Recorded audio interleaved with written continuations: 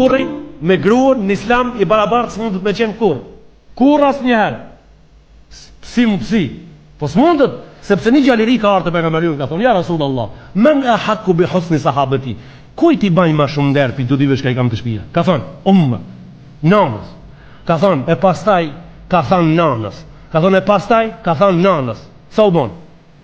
Ka thonë pastaj ja Rasulullah ka thonë babës. Sa u bon? Babës një. Ti po do më bëj barabartë me gruan në islam. Si ke më bëj barabartë me gruan?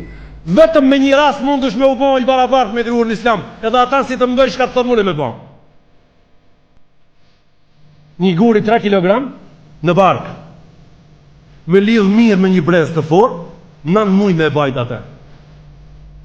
Kënez mëson ti se çka do të thonë femër në islam. Kënez në atë rast e mëson me kusht. Edhe kjo sa rrihet sepse ai guri duhet me livrit.